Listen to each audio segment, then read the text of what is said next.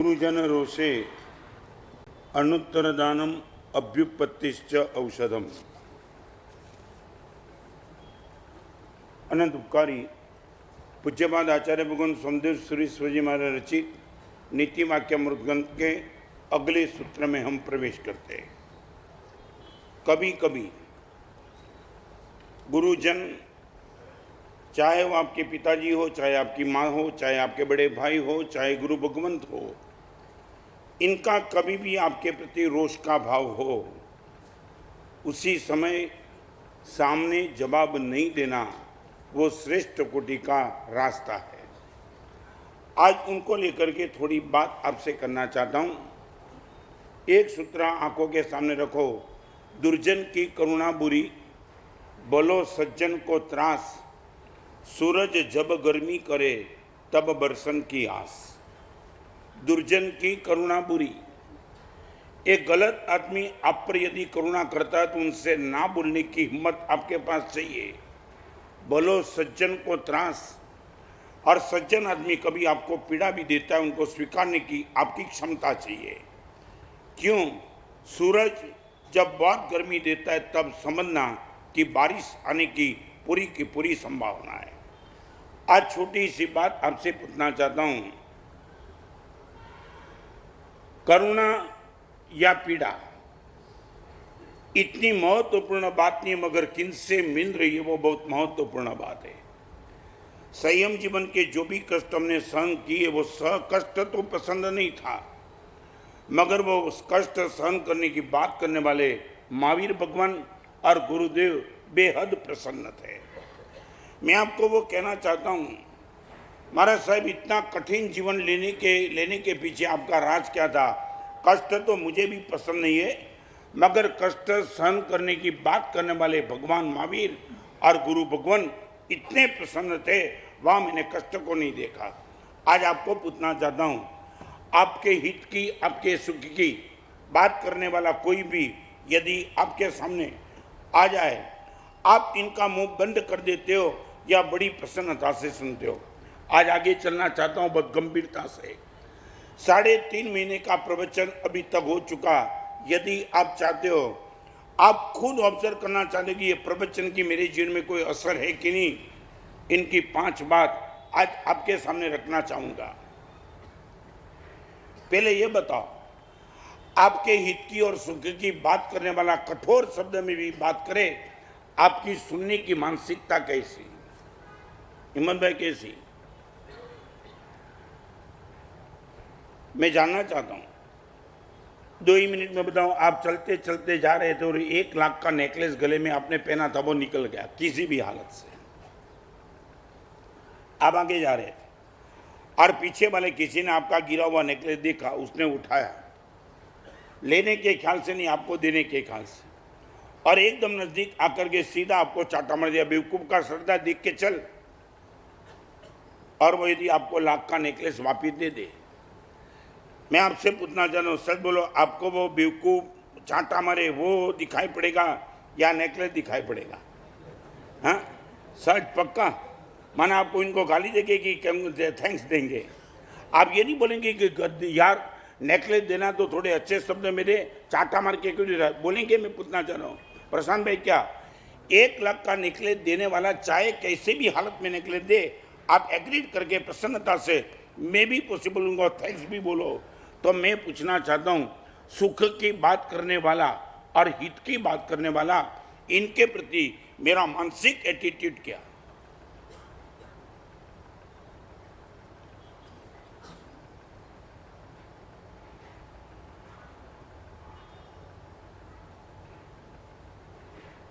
जवाब चाहता हूं आपसे।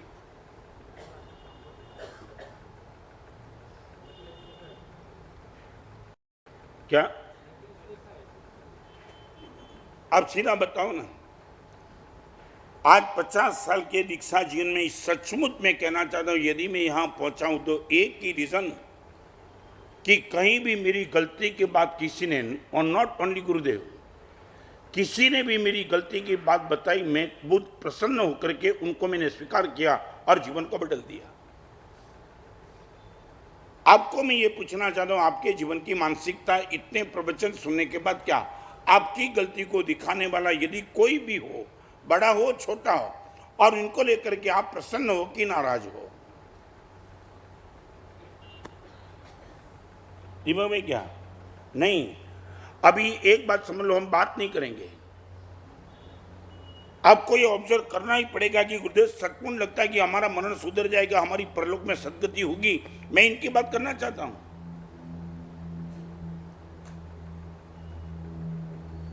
3.5 महीने रोज आते आते हमने ये सोचा प्रवचन मस्त है, मजा आती है, मगर ये आउटपुट, आज मैं आपके सामने वो आउटपुट की बात करना चाहता हूं। यदि उसमें आपको लगे 100% गुरुदेव सफलता मिली, आप किसको भी मत पूछना, आपके लिए चातुर्मा सफल है। मगर एक छोटा सा प्रश्न भी लेकर के मैं आगे चलना चाहता हूं, आपकी मानसिकता क्या?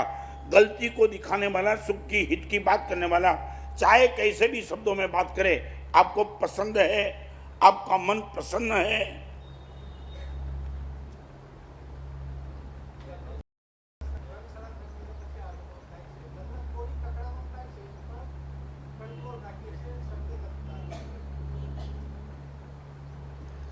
एक छोटा सा प्रश्न पूछूं, आपका 50 लाख का पेमेंट डुबाने वाला संघ पूजन करे? हो गया पूरा?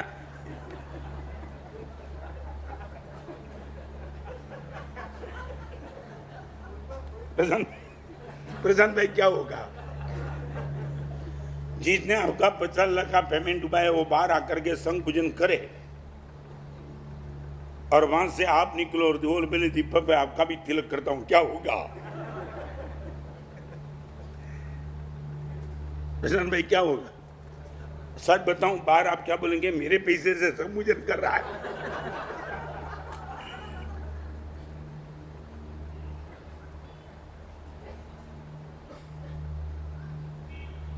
आज 5 रिजल्ट की बात करना चाहता हूं, मेरे खुद को, जीवन को भी मैं ऑब्जर्व करना चाहता हूं। नंबर 1, आपके अहंकार को टॉप प्रायोरिटी देने का तुमने बंद करना शुरू किया है। नंबर 1, 5 बात आज आपके सामने करूंगा। 3.5 महीने के प्रवचन के बाद गुरुदेव एक बात तो पक्का पता चल गया कि दुनिया मेरी तब मानेगी, मेरा पुण्य होगा तब। कल मैंने इस चीज को जितना हो सके उतना क्लैरिफिकेशन आपके सामने किया है। सारी दुनिया में मेरा बाप, मेरा बेटा, मेरी पत्नी, मेरी पिताजी, मेरा भाई, कोई भी, मेरा नौकर, रिक्शा वाला, टैक्सी वाला, वॉचमैन, लिफ्टमैन, कोई भी मेरी बात तब मानेगा मेरा पुण्य होगा। तो ये बात बिल्कुल दिमाग में बैठ गई है।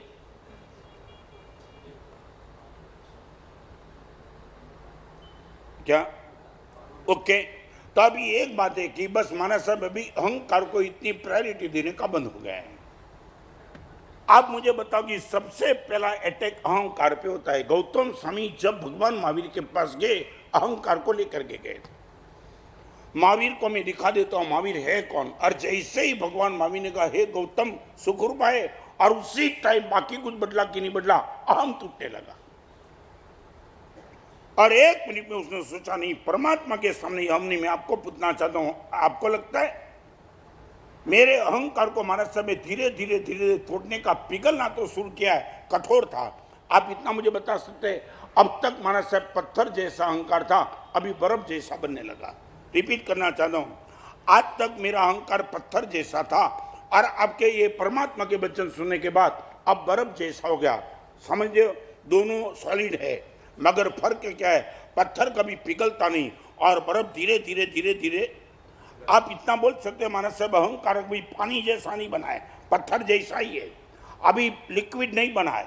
100% महाराज साहब किसी को पत्थर मारे इनका सर फूट जाता है, मगर महाराज साहब वो पत्थर का नहीं है, अभी बर्फ का है। आप इतना बोलने की क्षमता रखते हो?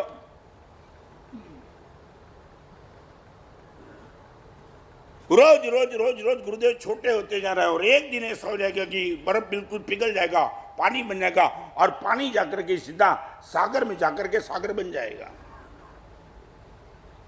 आप इतना तो बोलो कि गुरुदेव अभी मेरा अहंकार अभी बचा है, मगर वो पत्थर जैसा नहीं, बर्फ जैसा।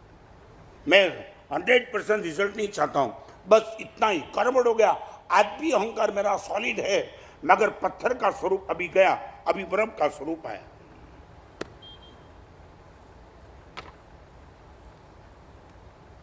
आपकी मानसिकता क्या?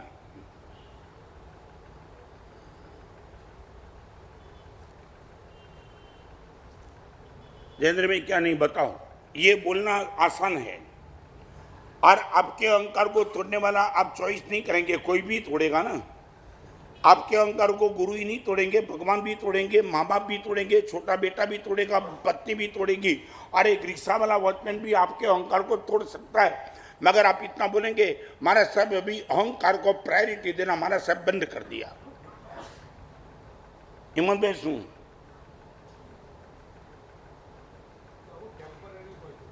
क्या है टेम्पररी? दैट मीन्स मैं ये कहना चाहता हूं कि आप इतना बोलो कि महाराज साहब वो जो प्रायोरिटी दे करके बैठे थे वो 100% महाराज साहब टूटने लगा है।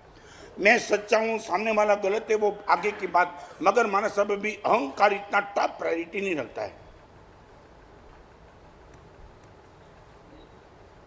संस्था में, समाज में, परिवार में, मित्र सर्कल में सबसे भयंकर यदि कोई पाप है वो अहंकार का पाप है। आगे जाऊं, आपकी बात छोड़ो, मेरे बात भी तुम्हें एडजस्ट इन्वॉल्व नहीं होने देगा। शिष्य को गुरु में, भक्तों को भगवान में, बेटे को बाप में, स्टूडेंट को टीचर में इन्वॉल्व नहीं होने देने वाला कोई सबसे बड़ा पाप है, वो वासना का नहीं है, अहंकार का है।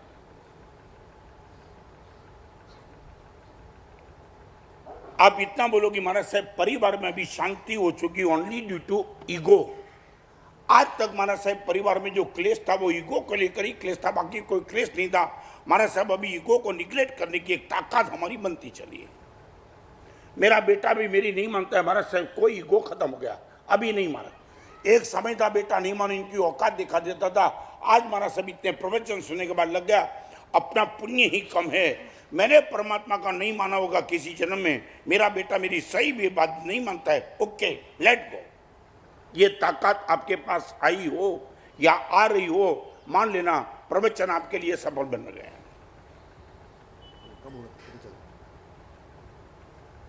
आपका नौकर आपको कुछ कह सकता है, मैं पूछना चाहता हूं। आज दो बात आपसे करना चाहता हूं, आपकी डायरी में लिखना है तो लिख देना। अपने वालों के सामने हारने की तैयारी रखना। दो कोटेशन जिंदगी का आपको मैं राज दिखाना चाहता हूं। अपने वाले के सामने हारने की हमेशा तैयारी रखना। मैं गुरुदेव को अपना मानता था, इसलिए उनके सामने कभी जीतने का मैंने आज तक कभी प्रयास नहीं किया। आई वॉज द राइट तो भी नहीं, मे बी पॉसिबल मेरे गुरुदेव कोई भगवान नहीं थे। कभी कभी वो डिसीजन भी लिया होगा शायद जो मुझे फिट नहीं होता था, मगर मैंने वहां जीतने का प्रयास कभी नहीं किया। आपका मुंह ने बंद नहीं किया, नेवर। आपका बेटा आपका है, आपकी पत्नी आपकी, आपकी माँ आपकी, आपके पिताजी आपका, आपका भाई आपका। आप ये गारंटी के साथ बोल सकते हो अपने वाले के सामने महाराज साहब हारने की तैयारी रख करके बैठा हूं, आप इतना बोल सकते हो।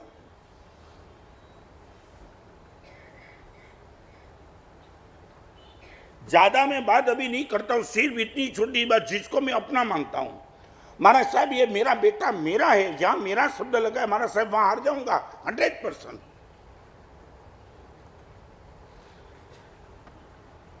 बेटे को चाटा मारना, पत्नी के साथ डाइवोर्स लेना, माँ बाप को ओल्ड एज आश्रम में भेजना, ये क्या चल क्या रहा है? तुम अपने वाले किसको अपने मानते हो? मैं पूछना चाहता हूँ।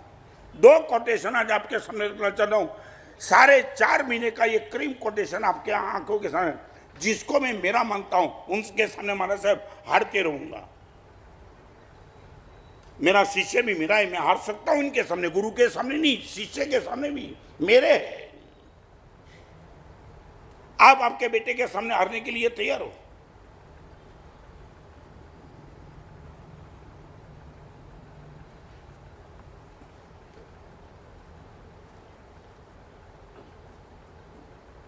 अपने वालों के सामने हारने के लिए हमेशा तैयार रहो। सच बोलो, इसमें आपको कहां दिक्कत कहां है मुझे बताओ नहीं, क्लैरिफिकेशन। ये 5 विकल्प मैं 2 दिन भी चला सकता हूँ, जल्दबाजी नहीं है, मगर एक बार क्लैरिफिकेशन कर दो, we are ready for this.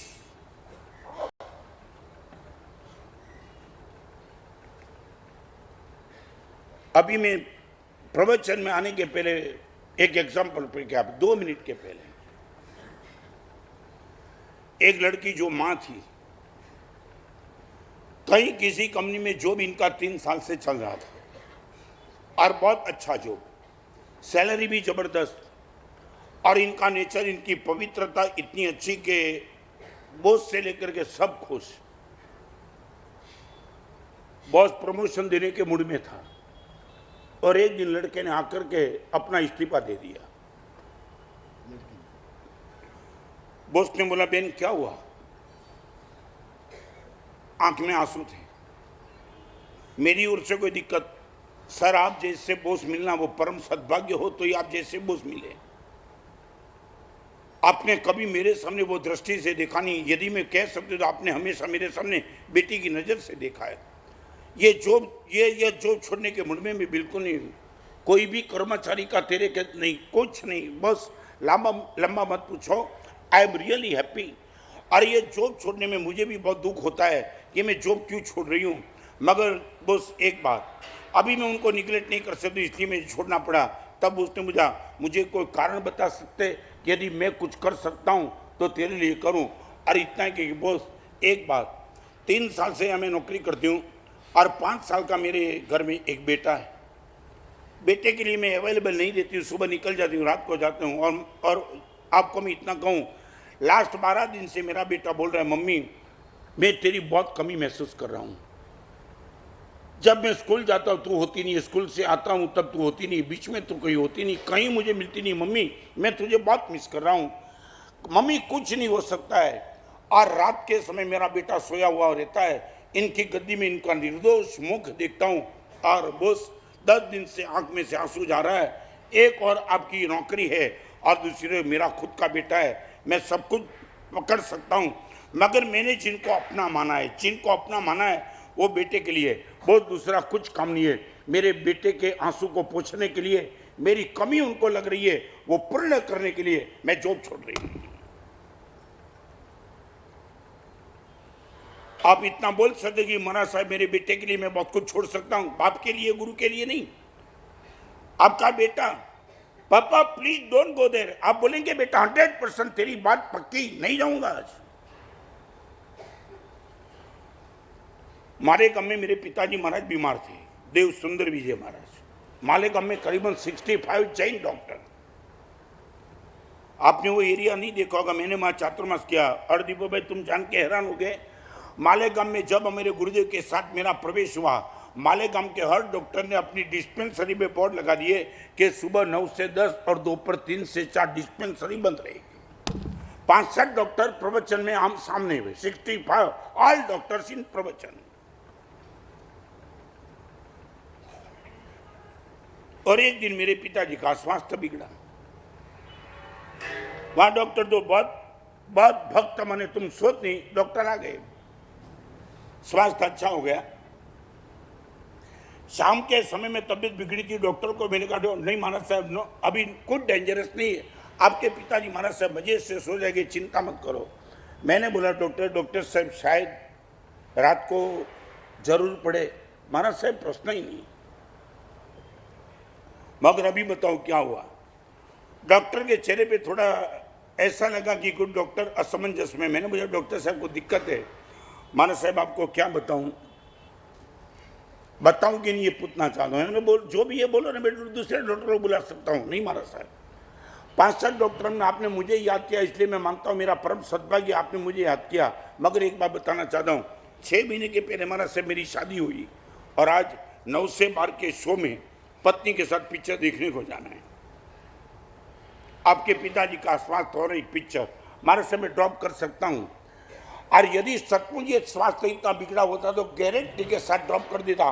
मगर महाराज साहब किसी भी डॉक्टर को बोला एवरीथिंग गुड गोइंग, फिर भी महाराज साहब एक बात मैं आपको कहना चाहता हूँ, इतना प्रवचन सुना, गुरुदेव तो हमें रही है, तो एक बात आपको कहना चाहता हूँ महाराज साहब, मुझे ही लाभ देना शायद 99.99% कुछ रिक्वायरमेंट नहीं होगी, मगर रिक्वायरमेंट होगी मारा साहब थिएटर में मेरी टिकट का ये नंबर है, किसी को भेज देना, मैं पिक्चर छोड़ के आ जाऊंगा। यहां बैठने वाले माता बहनों को इतना पूछना चाहता हूं, अपने वाले के सामने हारने की तैयारी है क्या?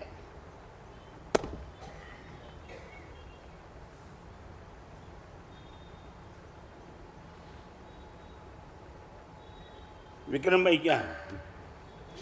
हाँ नहीं, वो नहीं, मैं जो बोलता हूं ना वो आप टोन मेरा समझ सकते हो। मैं मर्दानगी के साथ कहना चाहता हूं।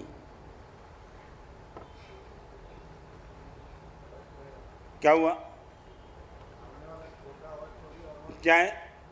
आप अपने वाला है।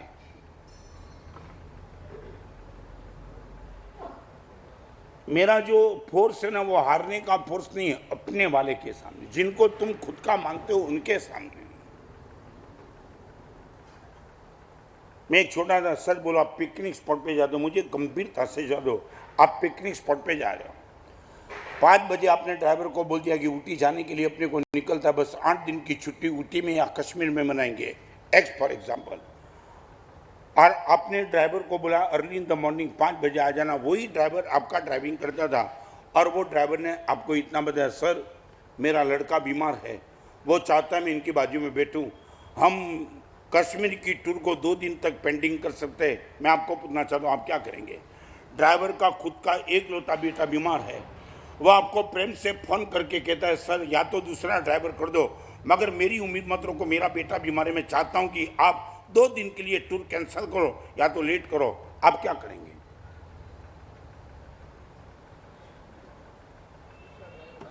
क्यों?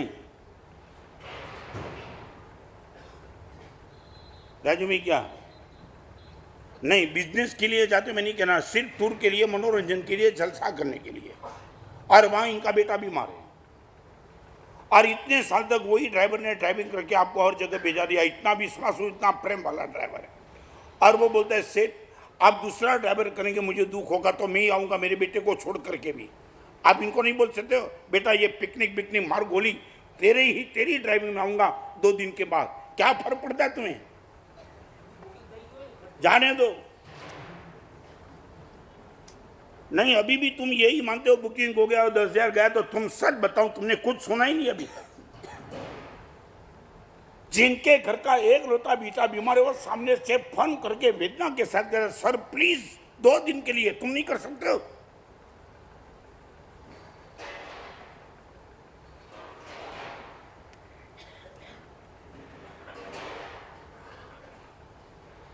चलो आगे, बहुत दुख होता है मुझे।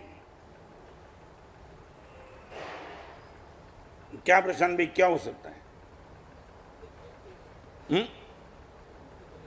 क्या हुआ? नहीं बोलो, हम ये हर चीज क्लियर करना चाहते ताकि कभी भी आपके मन में कंफ्यूजन न रहना चाहिए। हो सकता है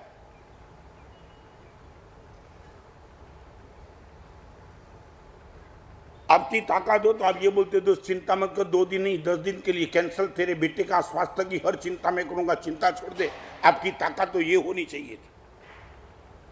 एक लौता तेरा बेटा बीमार है, पहली बार सुना तूने, पहली बार सामने से कहा कि 2 दिन के लिए नहीं, हम टूर ही कैंसिल करते, अच्छा होगा तब सामने से बता देना, आ जाएंगे।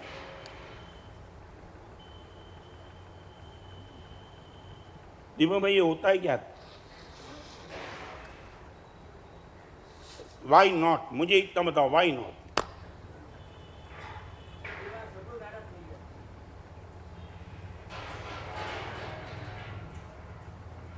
दिनेश क्या होता है? नहीं मैं जानना चाहता हूं, एक बात आपको कहना चाहता हूं, आपके कमीज में बटन है, बटन गाज में है, मगर हर बटन का हर गाज तय हो चुका है। चौथे नंबर का बटन पहले नंबर के गाज में नहीं जाना चाहिए, पहले नंबर का बटन पहले नंबर के गाज में जाना चाहिए। तो मैं आपको पुनः सच बोला, आपके जिनमें प्रायोरिटी किसकी, नंबर 1, नंबर 2, नंबर 3, नंबर 4, कोई प्रायोरिटी है कि नहीं?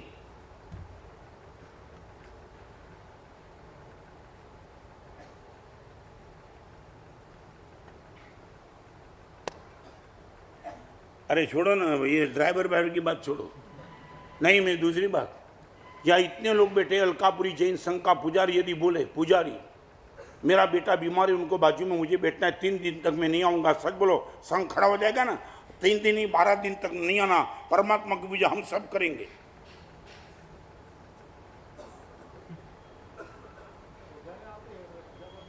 क्या है, क्या है?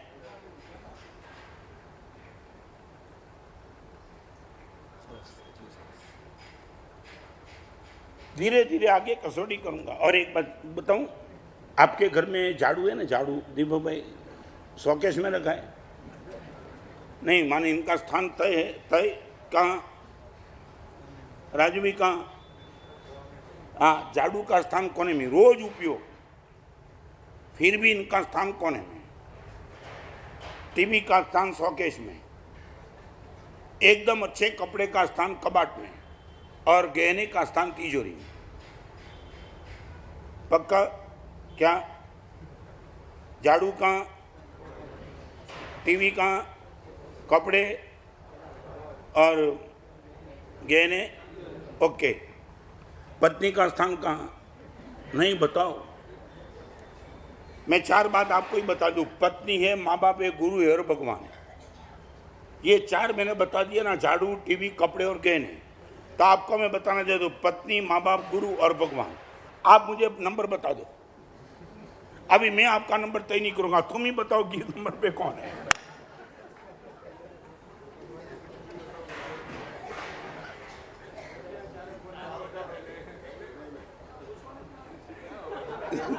क्या है? तय तुम करो ना, मैं नहीं तय करता। तुम बोलो कि इस नंबर पे है सब। 5 मिनट में आराम करूं, तुम सोचो।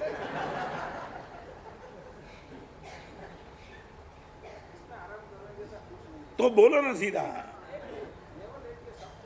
क्या सब कह लिए? कहाँ नहीं, बोलो। शोकेश में, कपड़े में, कबाट में, गहने में कि कोने में? बोलो। नहीं बोलो, नहीं बोलो आप। क्या है? मैंने थोड़ी शादी की है कि मैं बताऊं पत्नी का स्थान क्या है।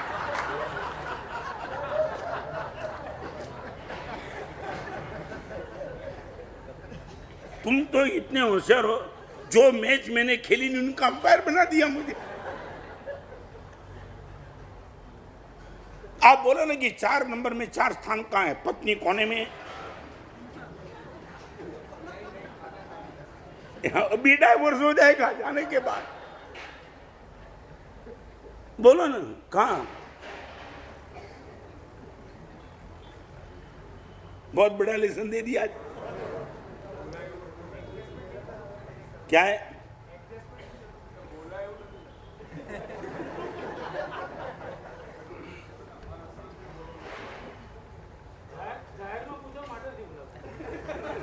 લગન જાહેરમાં કરે તો ખાનગીમાં પૂછું પછી?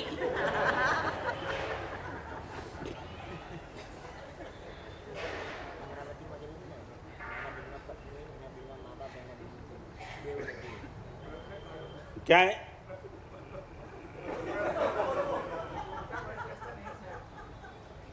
माने क्या हुआ? मुझे बोलते प्रश्न बदल दो, तुम्हारी खोपड़ी बदल दो यार।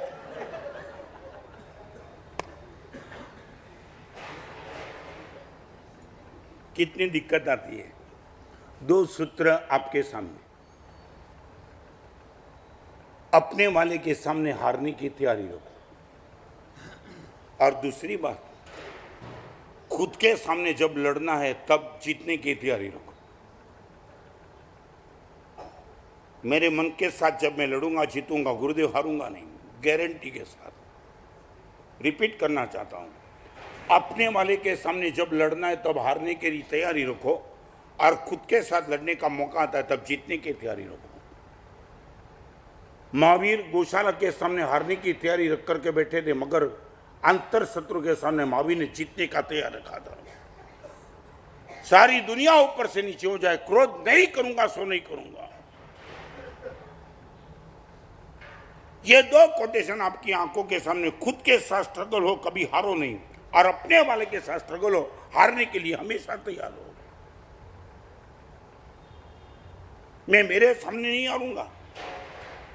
मेरी आंख के विकार बोलते कि लड़की को देख ले, never, not possible at all, जीत के ही रहूंगा। मेरे विकारों के सामने, मेरे दुश्मनों के सामने हारने की बात नेवर। मैंने इसलिए तो दीक्षा ली है। साधु अंतर हरि समूह ने विक्रमी थई दंडे, मेरे गुरु माने एक नवपद की स्तुति बनाई है, आज साधु पद है। साधु अंतर हरि समूह ने विक्रमी थई दंडे, मुनि वो ही है अपने शत्रु के सामने मर्दानगी के साथ जीतता है। कौन शत्रु? अंतर शत्रु, काम क्रोध लोभ मोह मद मत्सर, इनके सामने हारने की बात मुनि कभी नहीं करेगा। सच बोलो, ये दो चीज में आगे चलना चाहता हूं, दो चीज आपके पास अपेक्षा रखता हूं। अपने वाले के सामने हारने के लिए तैयार रखो और खुद के सामने जीतने के लिए तैयार रहो। मन ने बोल दिया होटल में जाना, ना बोलो नहीं जाना है, होली के दिन चल रहे हैं। चलते चलते किसी लड़की आ रही दिखाई पड़ता, आंख बोलती ऊपर देख रहे, नहीं देखना है। You have to control. सच बोलो, ये तुम्हारी दो मानसिकता है तो भगवान बोलते तू 100% जीत गया।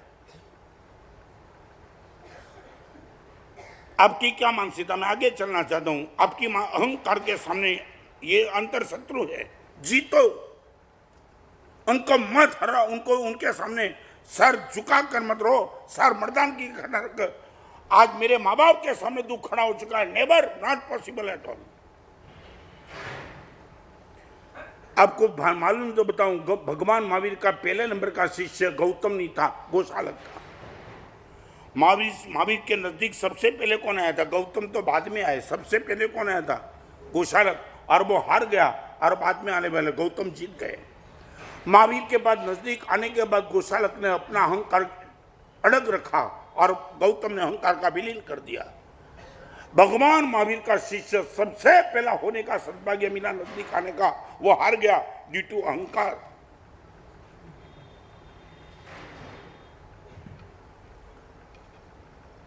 आपकी मानसिकता समझ लेना बस।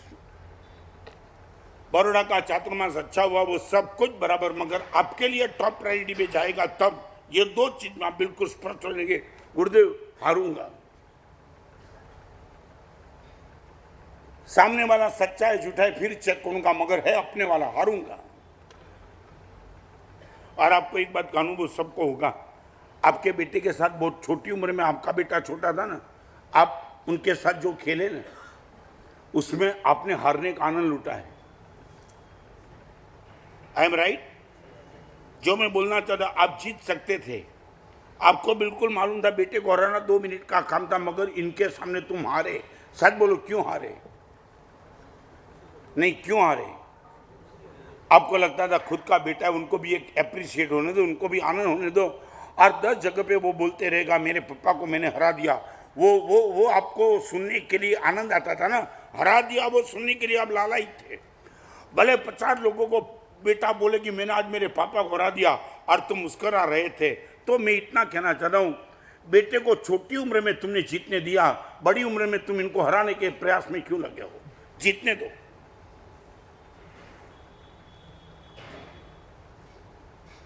जिस बारडोली में चातुर्मास जा रहा हूं, वह सत्य सिन्हा का भतीजा था, बहुत छोटा। मैंने 23 साल पहले चातुर्मास किया तो वो एक बार मिलने के लिए आया। अभी छोटा लड़का, तो मैं तो ऐसे ही लिखता रहता था। अभी एक मेरा नेचर है, वो लड़का माना साहेब सातामा देवगुरु बसा में लिखते रहता। अभी वो लड़का माना साहेब मारी सामने तो जो हारना पड़ता है इनके सामने। तुम बोलो तो मैं बोलूंगा, देख रहे हैं तो देख, मैं लिखते रहूंगा, बात करना है तो कर ले, मगर इनके सामने हार गया मैं।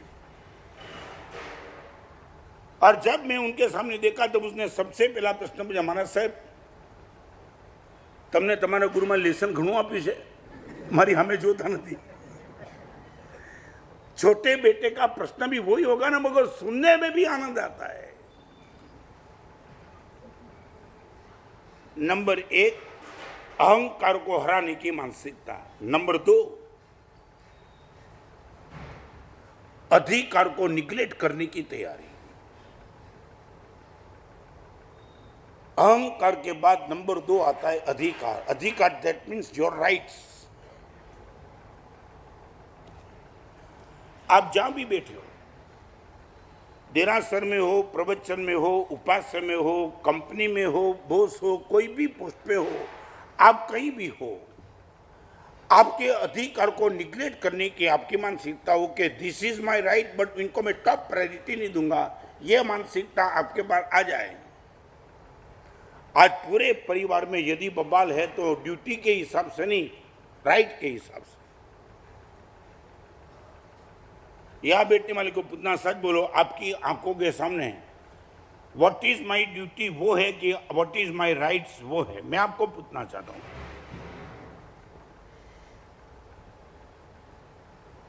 राजीव भाई, क्या आपकी ऑफिस में काम करने वाले नौकर की ड्यूटी क्या है वो याद है, या नौकरों के प्रति मेरी खुद की ड्यूटी क्या है वो आपको याद है? मैं जानना चाहता हूं।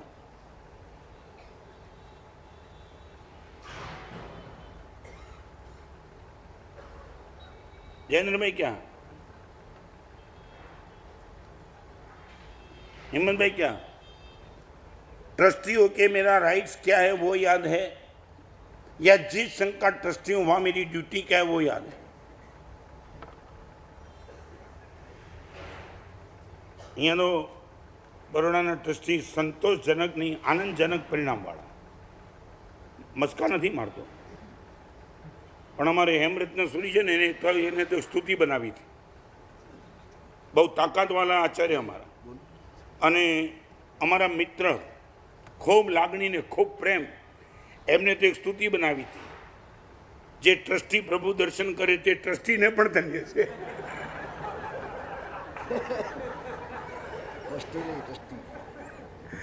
ટ્રસ્ટી નહીં, ટ્રસ્ટી।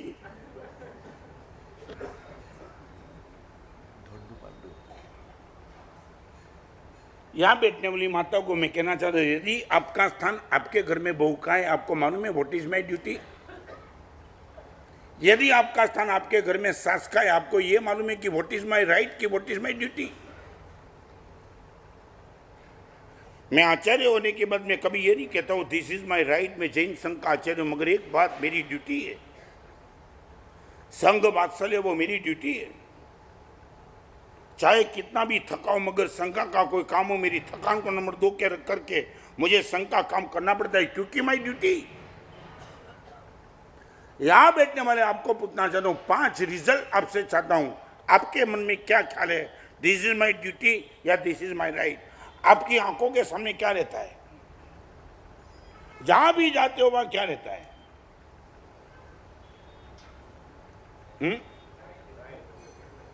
क्यों? और एक बात, राइट के साथ ड्यूटी आती ही है। कहीं भी किसी को राइट मिलता है तो उनके सामने, उनके फोकस में, बैकग्राउंड में ड्यूटी तो रहेगी। यह प्रवचन सुनने के बाद आपका फोकस बदल जाएगा। गुरुदेव, अब तक राइट पे फोकस था, अब से ड्यूटी पे फोकस है। मैं परिवार का पिता, बाप के स्थान पे हूं, दिस इज माई राइट नहीं, हर परिवार को प्रेम से संभालना, दिस इज माई ड्यूटी।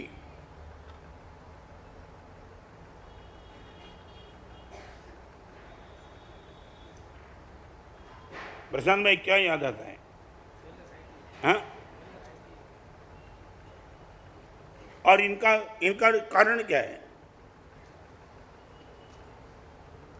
नहीं, मैं जानना चाहता हूं। बस वो इसलिए मैंने पहले अहंकार की बात बताई, फिर अधिकार की बात। गोरेगांव में बरसों पहले एक पारसी लड़की मिलने के लिए आई थी, पारसी।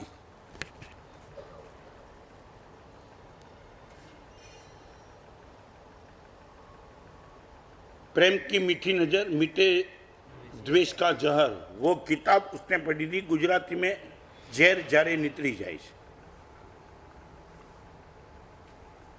मेरे सामने वो किताब रख करके बोली, महाराज साहब ये किताब लिख करके आपने कमाल कर दिया है। मैंने बोला क्या हुआ? महाराज साहब मैं कनाडा में जॉब करती थी, बहुत अच्छी सैलरी, और परिवार में महाराज साहब मेरे पिताजी और मेरी माँ दोनों थे। इंडिया में। और 1 साल के पहले महाराज साहब पिताजी शांत हो गए। आप गोरेगांव में आए, पता चला तो आपको मिलने के लिए, आपको दर्शन करने के लिए, आपको अप्रिशिएट करने के लिए आए। महाराज साहब एक पराक्रम इस किताब को लेकर के मैंने किया। क्या किया? महाराज साहब पिताजी शांत हो गए। माँ को मैंने फ़ोन करके इतना कहा, माँ कनाडा जा। माँ ने बोला मुझे इंडिया छोड़ के कहीं नहीं आना है, अभी इस उम्र में मैं कहीं चेंज नहीं करना चाहती हूँ, मैं यहाँ ही ठीक हूँ। महाराज साहब अच्छी जॉब होने के बावजूद एक और जॉब थी और दूसरी और माँ का चेहरा था। और महाराज साहब मैंने फास्ट डिसीजन लेकर के तय किया, जॉब छोड़ देती हूँ, माँ के पास आ जाती हूँ। सैलरी इतनी अच्छी थी और आज भी पैसा महाराज साहब पर्याप्त है। और अभी बात सुनो महाराज साहब, आपके सामने मेरी माँ को मैं लाती, मगर महाराज साहब माँ की उम्र है, नहीं आ सकती आपके पास। और वो माँ को महाराज साहब अभी महाराज साहब मेरी 25 साल की उम्र, शादी का समय आ चुका था। पारसी कम्युनिटी में महाराज साहब डिमांड इतनी जबरदस्त थी। महाराज साहब एक एक लड़का मुझे मिलने के लिए आता था और पहली मुलाकात में बोलता था, मगर मैंने महाराज साहब एक बात रखी थी उनके सामने, शादी में उनके साथ करूंगी जहां मैं और मेरी मां दोनों साथ में आएंगे। मेरी मां को छोड़ करके इस उम्र में मैं शादी करके नहीं जाना चाहती हूं। और जिनको भी पसंद है, जो भी लड़का आया, मेरी एक ही कंडीशन है, मेरी मां की सेवा करना, दिस इज माई ड्यूटी। और वो ड्यूटी को ओवरटेक करके मैं शादी करना नहीं चाहती हूँ। महाराज साहब आज नाउ आई एम 30, 25 साल की उम्र से महाराज साहब ये लड़के की ऐसी ढूंढ चल रही थी, ढूंढती रहती थी। और हर लड़का महाराज साहब एक ही बात करने लगा, तू चाहिए, मगर तेरी ये बुढ़ी माँ और उनकी सेवा घर में करना हमारे लिए इम्पॉसिबल है। 4 साल तक महाराज साहब ये लड़के को देखने का प्रयास शुरू हुआ। और एक दिन महाराज साहब 5वें साल में मैंने तय कर लिया, यदि माँ को संभालना है तो वासना का बलिदान देना पक्का है। महाराज साहब 6 महीने के पहले तय किया, जिंदगी भर माँ की सेवा करूंगी और सेवा के लिए शादी का सुख कैंसिल करने का तय कर दिया। एक 30 साल की लड़की जिंदगी भर माँ की सेवा के लिए वासना के सुख को पूर्ण विराम दे सकती है। तुम बिलीव कर सकते हो ये राइट क्या क्या क्या ताकत होगी? नंबर 1 अहंकार, नंबर 2 अधिकार, नंबर 3 अलंकार। अलंकार माने संपत्ति। इनके पीछे पागलपन कम होते चलता है।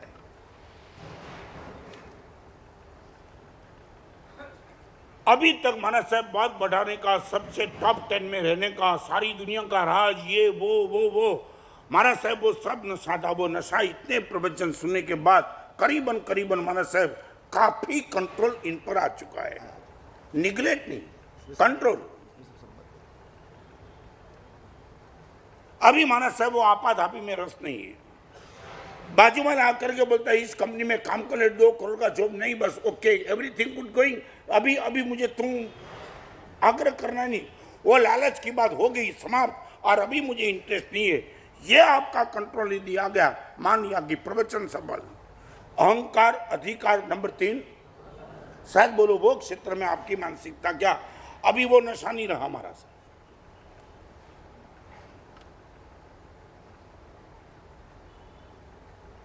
बढ़ाने का नशा हमारा सब अभी कम हो चुका है, बस इतनी ही बात। एक पागलपन था, और यदि एक क्षेत्र में जाने का मिलता है तो भगवान गुरु सब नंबर 2 पे रखने की मानसिकता थी। हमारे साहब अभी वो मानसिकता खत्म हो गई। ठीक है, इनकार ये नहीं कि मैं बिजनेस छोड़ करके शांति से बैठ गया हूं, बिजनेस आज भी करता हूं, मगर हमारा साहब वो पागलपन और नशा नहीं है। आप इतना बोल सकते हो?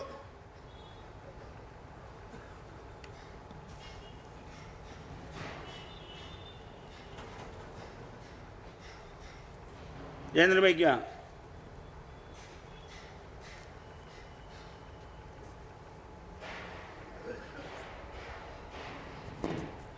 हाँ की ना?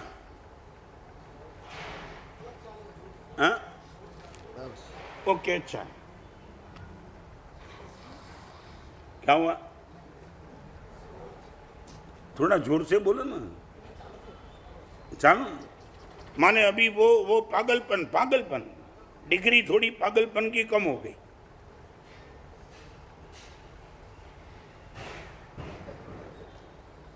नंबर 1 अहंकार, नंबर 2 अधिकार, नंबर 3, नंबर 4 असहकार। दूसरे से कॉपरेट नहीं करने का भाव अब तक था, हमारा सब अभी खलास हो गया। असहकार अरे अनेक जगह ऐसी थी महाराज साहब जहां मैं कॉपरेट कर सकता हूं, कर सकता था, मगर वो स्वार्थ के हिसाब से महाराज साहब ना बोल के बैठा था। अभी वो असहकार का भाव खत्म हो गया। चाहे वो मंदिर हो, चाहे देरासर हो, चाहे उपाश्रय हो, चाहे अपनी कंपनी हो, चाहे अपना परिवार हो, चाहे अपने रिलेशन में हो। माना साहब अभी तक मन में ना बोलने की जो मानसिकता बनी थी, वो ना बोलने की मानसिकता खत्म। जहां भी लगा मैं कॉपरेट कर सकता हूं, वहां नंबर 1 पे माना साहब कॉपरेट करने के लिए पहुंच जाता हूं, बाकी सब कुछ छोड़ देता हूं। ये मानसिकता ही क्या,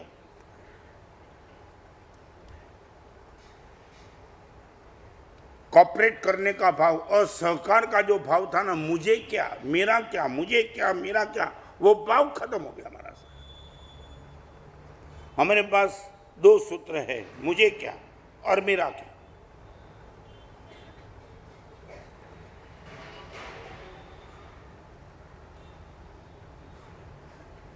एक आदमी को 1 करोड़ की लॉटरी लगी, इनका मित्र बोलने की रहा, 1 करोड़ की लॉटरी लगी, तो उसने बोला सीधा मुझे क्या। मालूम है क्या, उसने वो नहीं बोला तुझे लगी, मगर एक बोला क्या, 1 करोड़ की लॉटरी लगी, तो उसने बोला उसमें मेरा, मुझे क्या। तब उसने बोला तुझे लगी, तो उसने तो तेरा क्या।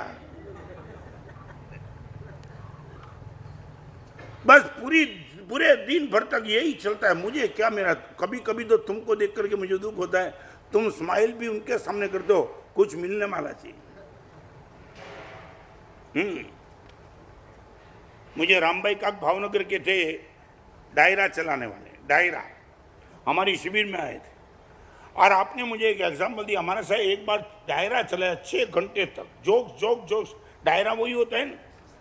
हाँ, सामने वाला मुस्कुरा के हैरान हो जाए इतना। हमारे साथ 6 घंटे तक पूरी रात डायरा चलाया, और मेरे सामने बैठने वाला एक आदमी, इनके चेहरे पे स्माइल नहीं। मैं बोला ये स्टेच्यू है कि आदमी है ये। और कभी कभी हमारे साहब ऐसा सुनने वाला सामने आ जाता है ना, हमारा प्रोग्राम फैल जाता है। बड़ी मुश्किल से हमारे साहब उनको छोड़ करके मैं पीछे देखने लगा, सब मुस्कुरा रहे थे, डायरा जम गया। मगर डायरा खत्म होने के बाद मैंने उनको पकड़ा। किसको? किसको? हाँ, फिर उनको पूछा कि दोस्त, ये डायरा में 6 घंटा में इतना जोक्स बोला, तुझे सुनाई पड़ा कि नहीं? राम भाई सुना ना, समझ गया क्या? सुने तो गधे को भी पड़ता है, मगर समझता नहीं है। समझा तू? हाँ बिल्कुल समझा। तो फिर चेहरे पे मुस्कान क्यों नहीं थी? राम भाई महंगाई कितनी है? अरे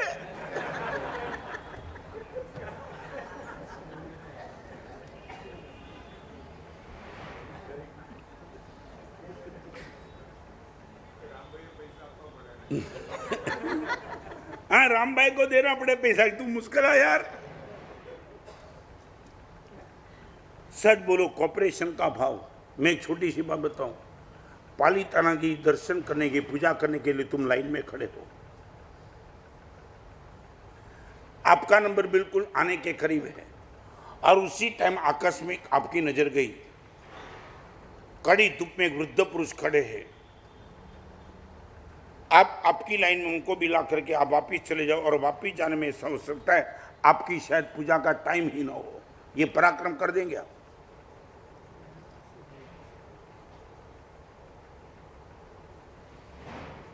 दो घंटे से आप लाइन में खड़े हो और बिल्कुल आपका नंबर लग रहा है, उसी टाइम आपकी नजर की पीछे को वृद्ध पुरुष खड़े हैं,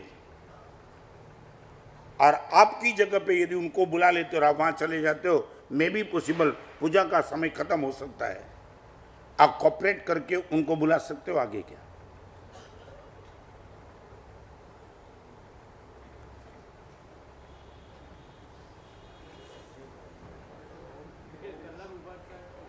क्या है?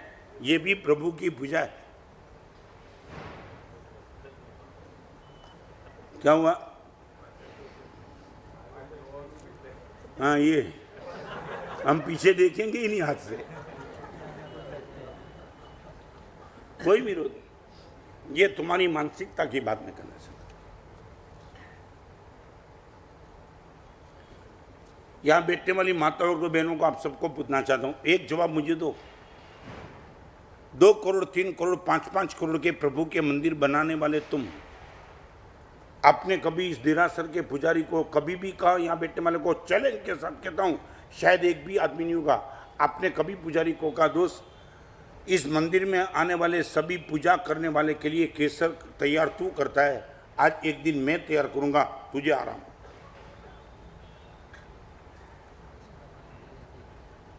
यहां बैठने वाली कोई माता ने कहा कि पूरा दिन पुजारी को बोला आज नहीं, आज हजारों भक्त परमात्मा की पूजा करेंगे, इनका केसर मैं खुद तैयार करूंगा, मैं भी प्रभु का भक्त हूं, आज तुझे छुट्टी, आज मुझे दिला।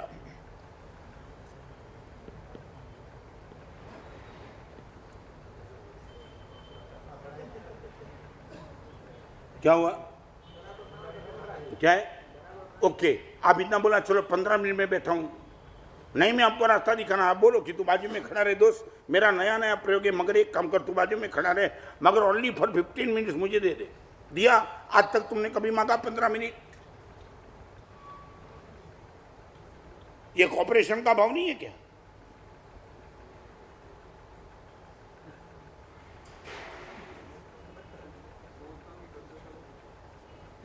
चाहे तुम जो भी बोलो,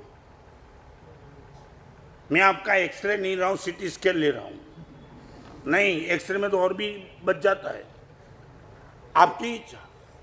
आप इनको चेहरे के मुस्कान के साथ, मजाक के साथ निकाल दो तो तुम जानो, मगर मैं आपकी रियलिटी की बात करना चाह रहा हूं। Why not cooperate? कभी नहीं बोल सकते कि पुजारी को दोस्त भले तू पुजारी रहा, मगर आज मैं लाभ लेना चाहता हूं, कभी नहीं बोल सकते तुम।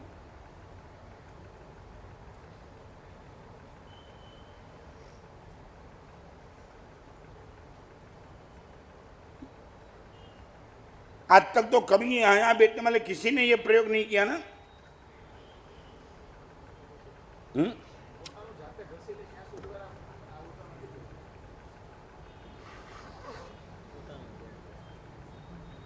हाँ, नहीं, मैं जानना चाहता हूं, ये तो मेरे मन में कभी ये भाव नहीं आता क्या?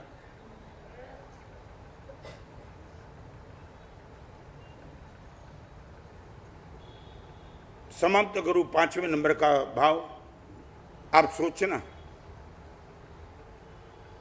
यहां बैठने वाले सभी यदि एक दिन में आधा घंटा भी पुजारी का मांग ले, इसको कितना आराम मिल सकता है? पर्वतीराज परिषद में होली के दिन में पूजा करने वाले बहुत होते हैं, उनके लिए केसर भी ज्यादा तैयार करना पड़ता है, वो टाइम भी तुम कॉपरेट नहीं कर सकते हो यार। ये पर्व दिन में पूजा करने वाले बहुत होंगे, केसर की भी तैयारी तुझे बहुत करनी पड़ेगी। ये काम आज हम 1-1 घंटा तेरे पास मांग लेते हैं, आंबेल खाते में परोसना वो भी एक कर्तव्य है, तो पुजारी का केसर आपको तैयार करना वो भी एक परम कर्तव्य है।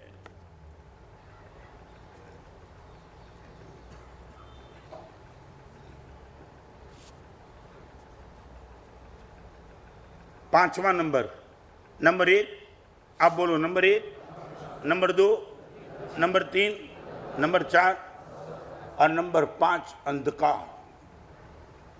पाप करने के लिए जो अंधकार पसंद था महाराज साहब, अभी वो धीरे धीरे वो आकर्षण खत्म हो गया।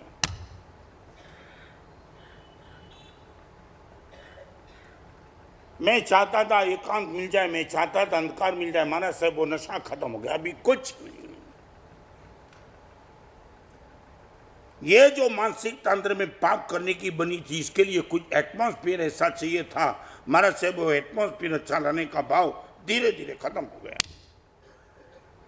अभी महाराज साहब प्रकाश चाहता हूं, बाह्य से भी प्रकाश और अभ्यंतर से भी प्रकाश आपकी ओर से मिल गया, वो ज्ञान का प्रकाश। और बार भी हम चाहते करीबन गलत पाप अंधकार में ही होता है, वो नशा ही खत्म हो गया। हर जगह महाराज साहब प्रकाश होगा, हम पाप से अपने आप से बचते चलेंगे।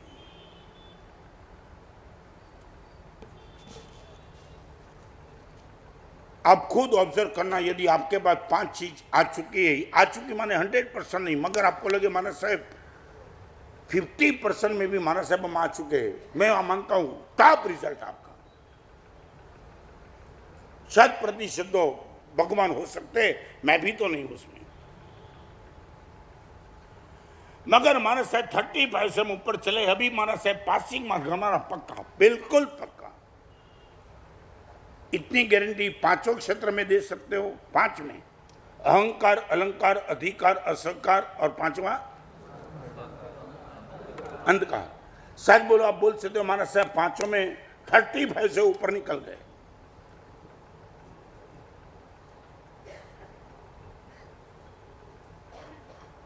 क्या हुआ? हाँ 35।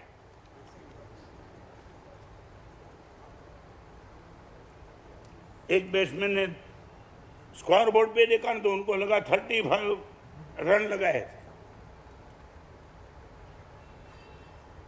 कैप्टन को पूछे बिना वो डांस करने लगा क्रीज पे, और ये बैट हिलाने लगा ऐसा।